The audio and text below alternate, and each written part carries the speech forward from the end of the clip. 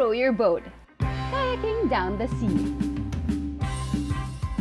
Kayaking, a sport of balance kung saan gumagamit ng isang maliit at makitid na sasakyang panghimpapawid na itinutulak sa pamamagitan ng isang double-bladed paddle. You know, they're hollow inside. This is made of plastic. And they will float. They will float all the time. They're wide, no? So it's pretty stable. It's good when the conditions are flat, when the waters are flat. It's the ideal conditions for kayaking. Ang kayak ay nilikha ilang libong taon na ang nakakalipas ng mga Inuit o Eskimos sa hilagang rehiyon ng Arctic, kung saan ito ay tinawag na hunter's boat para sa pangangaso at pangingisda. Noong kalagitnaan ng 1800s, naging popular ang kayaking sa Europe at taong 1936 naman, ito ay unang ipinakilala sa Berlin Olympic Games.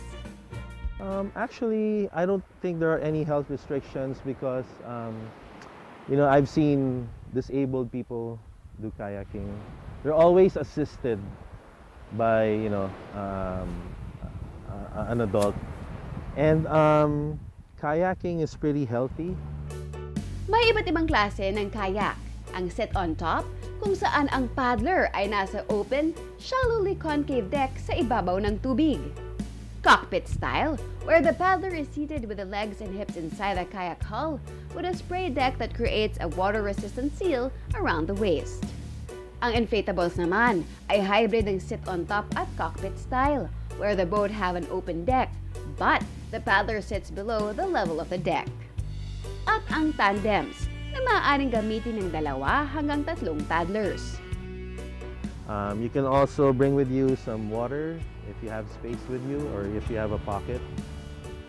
Then you have the kayak, like what we have here, and you have 2 oars. So for example, if there are 2 people going on the kayak, so you need 1 oar each. But if you want to use the kayak by yourself, that's also possible. So you just use 1 oar. Marami ring benepisyo ang kayaking. It's a healthy sport. You're using your back a lot, your back muscles a lot. You're using your arms, you know, you're working out all your arms. And it's a very friendly way, friendly to nature. It's a way to enjoy nature. Or just cruise around and bond with your, you know, with your family or friends.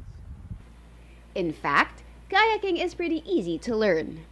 So what you do is you find a good spot on the beach where you can mount the kayak. So basically you want to find a place where it's kind of flat.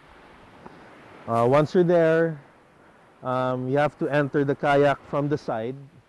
So you use your knees on the side to pull you up into the center. Once you're in the center, find your balance. There are, for your foot, there are several choices here depending on the length of your legs. So that will anchor yourself to the kayak and keep you stable. And then get your bearings. So look to where you want to go. If you want to go, for example, starboard side, which is right side, then you have to paddle on your left to get to the right side. And then if you want to go port side, which is going to the left, then you paddle on this right side here. People who like the outdoors, the sea, and traveling among the island would definitely love the sport kayaking. Hanggang sa muli, ako po si Meg Siozon para sa Inside Sports.